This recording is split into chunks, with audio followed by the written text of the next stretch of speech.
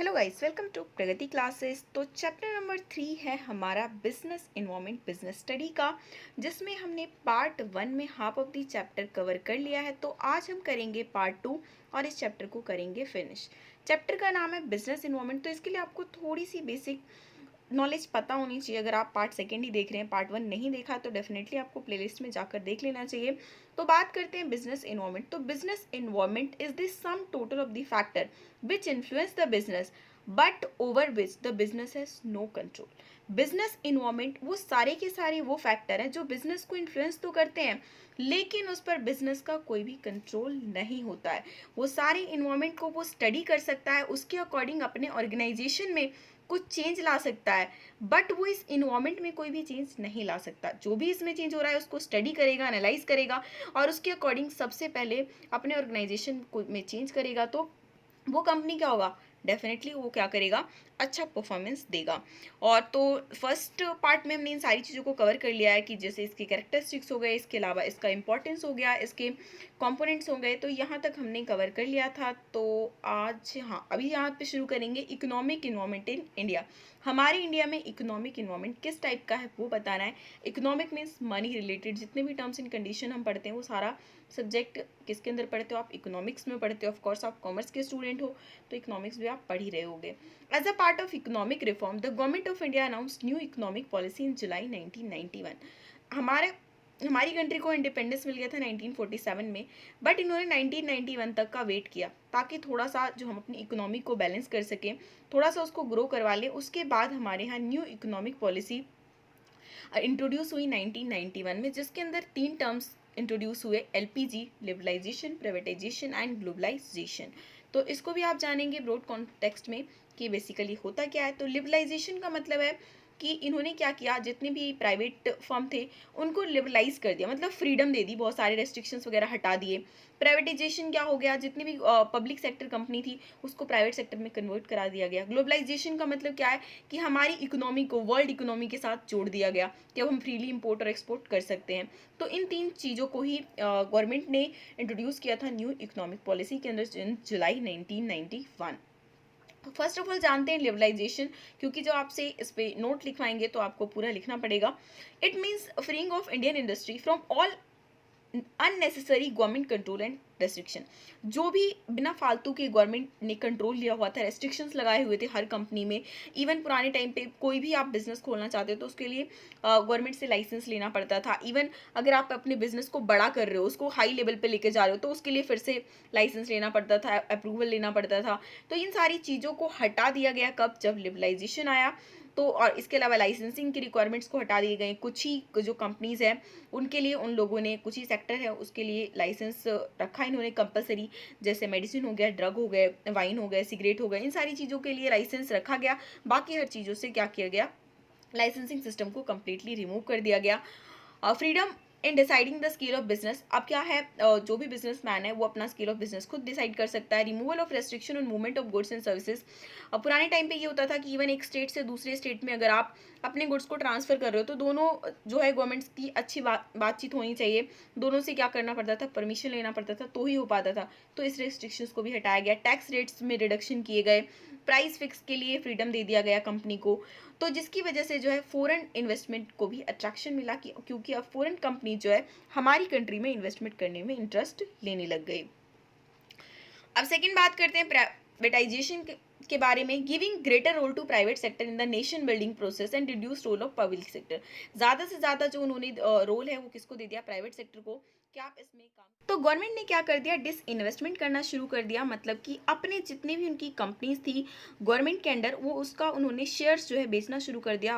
और उसको जब वो प्राइवेट हैंड में 51% से ज़्यादा चला जाएगा तो अपने आप ही कोई भी कंपनी क्या हो जाएगी, प्राइवेट सेक्टर की हो जाएगी। अब ऐसा करने का मेनली मकसद क्या था गवर्नमेंट का, it aimed at improving efficiency and performance of the government undertaking. मतलब इनका मेन मकसद ये था कि जैसे ही हम किसी भी कंपनी को, किसी भी ऑर्गेनाइजेशन को आप प्राइवेट सेक्टर को दोगे तो उसकी एफिशिएंसी लेवल अपने आप बढ़ जाती है, क्योंकि पब्लिक सेक्टर में आपको भी पता है कि कोई भी पर्सन अच्छा काम करता नहीं, सब अपने लेजीनेस दिखाते हैं। तो इस चीज़ को, इस मकसद को लेकर ही उन लोगों ने क्या किया, अपनी बहुत सारी कंपनीज में डिसइन्वेस्टमेंट करके प्राइवेट प्राइवेट कंपनियों को उन्होंने सौंप दिया, ताकि जो है वो अपने नेशनल रिसोर्सेज को अच्छी तरीके से उसको यूज़ कर सके। इसके अलावा जब गवर्नमेंट के हाथों में ये सारी ऑर्गेनाइजेशन थे तो वहाँ पे लॉस भी बहुत ज़्यादा चल रहा था, जबकि वही जब प्राइवेट के हाथों में गया तो क्योंकि सब कुछ पे उन्होंने कंट्रोल करना शुरू कर दिया, तो क्या है, उनका बजटरी डेफिसिट भी अपने आप ही कम हो गया। अब नेक्स्ट हम बात करते हैं ग्लोबलाइजेशन की। It means integration of various economies of the world leading to the emergence of cohesive global economy. मतलब एक किसी भी एक कंट्री की इकोनॉमी को अगर आप वर्ल्ड इकोनॉमी से कनेक्ट कर देते हो तो वो टर्म क्या होता है, ग्लोबलाइजेशन, जिसके लिए गवर्नमेंट ने क्या किया, इंपोर्ट को फ्रीडम दे दिया, एक्सपोर्ट को प्रमोट किया, इसके अलावा फॉरेन एक्सचेंज को लिबरलाइज किया और WTO के साथ अपना इंटरेक्शन बढ़वाया, उसके मेंबर बना, सो दैट कि ये वर्ल्ड ट्रेड ऑर्गेनाइजेशन का काम क्या है कि ये पूरे वर्ल्ड लेवल पे किसी भी दो कंट्री के बीच में अगर ट्रांजेक्शन हो रहा है, गुड्स एंड सर्विसेज ट्रांसफर हो रहे हैं, तो उसमें ये हेल्प कराता है, करेंसी वगैरह भी प्रोवाइड कराने का काम करता है। तो ये सारी जो चीज़ें हैं तो ये ग्लोबलाइजेशन के अंदर हो गया, तो आपको इन सारे पॉइंट्स को याद रखना है। अब नेक्स्ट बात करते हैं impact of government policy changes on business and industry. अब जब गवर्नमेंट की पॉलिसी में चेंजेस हुआ उस टाइम पे 1991 में, तो डेफिनेटली बिजनेस और इंडस्ट्री में बहुत सारे चेंजेस देखने को मिले होंगे, बहुत सारा इम्पैक्ट उसमें आया होगा। तो वो कौन कौन से पॉइंट्स है? First of all, increasing competition. जैसे ही न्यू इकोनॉमिक पॉलिसी आई, अब क्या हुआ, फॉरेन फर्म्स ने भी इंडियन मार्केट में इन्वेस्टमेंट करना शुरू कर दिया, जिसकी वजह से कंपटीशन का लेवल काफ़ी बढ़ गया, जिसकी वजह से कंज्यूमर के पास बहुत सारे ऑप्शन मिलने लग गए। लार्ज वैरायटी ऑफ गुड्स जो है रीजनेबल प्राइस पर धीरे धीरे मिलना प्रोवाइड हो गया। नेक्स्ट है more demanding customer. Now customer are more aware, क्योंकि जब जैसे ही बहुत सारी कंपनीज आई तो उन लोगों ने नई नई टेक्निक्स यूज़ किया, मार्केटिंग स्ट्रैटेजी, एडवर्टाइजमेंट स्ट्रैटेजी, तो इन सारी चीज़ों को लेकर उन्होंने क्या किया, कस्टमर को अवेयर करना शुरू किया। तो अब क्या है, मार्केट में कोई भी प्रोडक्ट आ रहा है तो कस्टमर को पता होता है कि हाँ ये कौन से ब्रांड का है, कौन सी चीज़ से बना हुआ है क्या नहीं है। तो अब क्या है, इन सारी चीज़ों की वजह से जो कस्टमर है वो बहुत ही अच्छे हो गए हैं और उनको हर चीज़ के बारे में नॉलेज है और इस तरीके से वो अपनी डिमांड भी क्रिएट करते हैं। Third is rapidly changing technological environment. अब क्या हुआ, क्योंकि हमने वर्ल्ड इकोनॉमी के साथ अपना कनेक्शन कर लिया, तो टेक्नोलॉजी में जैसे ही कोई एडवांसमेंट आता है तो वैसे ही तुरंत क्या करते देते हैं, वो इंट्रोड्यूस कर देते हैं। और न्यू टेक्नोलॉजी आने का मतलब क्या है कि आप ज़्यादा से ज़्यादा मैक्सिमम प्रोडक्शन कर रहे हो एट मिनिमम कॉस्ट, जिसकी वजह से जो है वो सारी कंपनियों की कॉस्ट रिड्यूस हो जाती है। कॉस्ट रिड्यूस होने से वो अपने चीज़ों को अच्छे से सेल कर सकते हैं। लेकिन इससे प्रॉब्लम क्या किसको होता है, जितने भी स्मॉल फर्म्स होते हैं उनको डेफिनेटली इससे प्रॉब्लम फेस करना पड़ता है। नेक्स्ट है need for developing human resources. The changing market condition require people with higher competition. अब जिस तरीके से मार्केट कंडीशन में चेंजेस देखने को मिल रहा है, इससे हमें ज़्यादा से ज़्यादा ऐसे लोगों की ज़रूरत होती है, ऐसे एम्प्लॉय की ज़रूरत होती है जो क्या कर सके, हर चीज़ में एकदम स्पेशलाइज्ड हो। तो उस चीज़ की भी ज़रूरत पड़ गई है। There is a need for developing human resources and which could increase their effectiveness and efficiency. इस वजह से क्या होता है, अब क्या होता है, कोई भी ऑर्गेनाइजेशन होता है तो अलग अलग डिपार्टमेंट के अलग अलग मैनेजर्स बनाए जाते हैं, सो दैट कि जिसने जिस फील्ड में स्टडी किया है तो उसमें वो स्पेशलाइज्ड होगा और उसको वो काम को वो बहुत ही बेहतरीन तरीके से कर पाएगा। नेक्स्ट है market orientation. Earlier selling concept was famous in the market. पुराने टाइम पे क्या होता था, सेलिंग कॉन्सेप्ट पे कोई भी कंपनी काम करती थी कि हाँ उन्होंने अपना प्रोडक्ट बनाया, उनको बेचना है, दैट्स ऑल। लेकिन अब किस पे काम करता है, मार्केटिंग कॉन्सेप्ट पे, कि आप पब्लिक को अपने गुड्स के बारे में बताओ। अगर आप सब कुछ अपने कस्टमर को बताओगे, एडवर्टाइज करोगे, तो डेफिनेटली जो है कस्टमर के पास सारी जानकारी रहेगी, तो वो आपका क्या होगा, वो आपका सामान खरीदेंगे और एक लॉन्ग रन तक खरीदते रहेंगे। सिर्फ सेलिंग पे करोगे तो आपने बनाया बेच दिया, दैट्स इट। लेकिन अगर आपने मार्केटिंग अच्छी तरीके से कर ली तो कस्टमर के माइंडसेट में वो सेट हो जाएगा और वो क्या होगा, उस पर्टिकुलर ब्रांड के प्रति काफ़ी लॉयल हो जाएंगे और उसको ही खरीदेंगे। नेक्स्ट है managerial response to changes in business environment. अब जैसे ही बिजनेस इन्वायरमेंट इस नया जो इंट्रोड्यूस हुआ न्यू इकोनॉमिक पॉलिसी के बाद, तो मैनेजर्स जो है अलग अलग उन्होंने भी क्या किया, उसके अकॉर्डिंग कुछ चेंजेस करे, like merger and acquisition. Many firms are merging to take technological and economic benefit of each other. आप वैसे भी सुनते रहते होंगे कि आज इस कंपनी ने उसके साथ मर्जिंग कर लिया, मतलब दो कंपनियां आपस में जुड़ गई। तो इसका मकसद क्या होता है, बेसिकली इसका मेनली मकसद ये होता है कि वो टेक्नोलॉजी जो अगर किसी कंपनी के पास अच्छी टेक्नोलॉजी है तो उसके साथ मिलकर वो क्या कर सकते हैं, दोनों एक साथ अच्छे तरीके से ग्रो कर सकते हैं, दोनों एक दूसरे का बेनिफिट ले सकते हैं।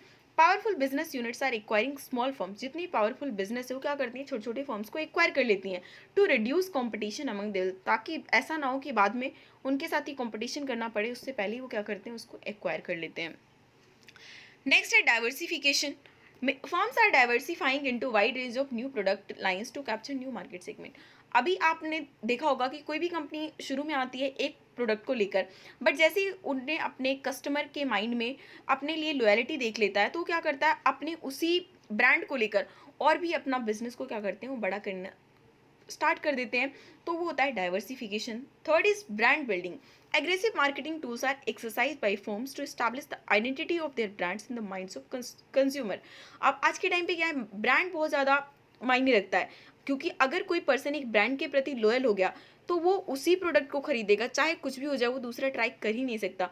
तो इस वजह से अभी क्या है, जितने भी मैनेजर्स होते हैं जब, तो वो अपने ब्रांड को ज़्यादा से ज़्यादा अच्छा दिखाने की कोशिश करते हैं। और ऐसी बात नहीं, अगर आप ब्रांड को अच्छा दिखाते हो तो आप उसमें 100% सेटिस्फाइंग भी होने चाहिए कस्टमर, तभी वो उसके प्रति लॉयल होंगे। Technological development, firms are updating themselves. जितने भी फर्म्स ऑर्गेनाइजेशन है, उनके पर्टिकुलर मैनेजर्स हैं, वो क्या करते हैं, अब जो भी नई टेक्नोलॉजी आती है उसके अकॉर्डिंग अपडेट होते रहते हैं, ताकि वो भी कॉम्पिटिशन को अच्छी तरीके से फेस कर सकें। Fifth point is better labour relation with labour trade union are harmonious to bring team effect. अब आज के टाइम पे क्या है कि आप जितने भी, क्योंकि अल्टीमेटली जो लो लेवल पे काम किसको करना है, लेबर को ही करना है, तो उसके साथ अगर कंपनी अच्छे रिलेशन बना के रखेगी, उनको अच्छा इन्वायरमेंट प्रोवाइड करेगी, उनको जो है सही सैलरी देगी, तो डेफिनेटली वो जो है काम भी अच्छी तरीके से करेंगे। तो इसलिए इन सारी चीज़ों पे फोकस आजकल हो रहा है। अब नेक्स्ट जो है, आपके सिलेबस में इस कॉन्सेप्ट को जोड़ा गया था डीमोनेटाइजेशन को लेकर, जब इंडिया में हुआ था 2016 नवंबर में, जिस टाइम पे 1500 नोट्स को डेफिनेट वो क्या कर दिया, मार्केट से बाहर कर दिया गया और न्यू नोट आ गया था 2000 का। और तो उस टाइम पे मेनली उनका एम क्या था, तो कभी कभी आपसे शॉर्ट नोट्स इसमें लिखवा सकते हैं, तो आपको इन सारी चीज़ों को याद रखना है।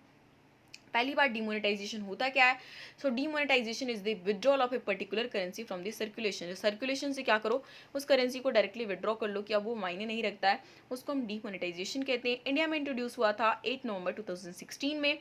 और कौन कौन से नोट बैन किए गए थे, 1000 एंड 500 का, न्यू नोट आया था 2000 का।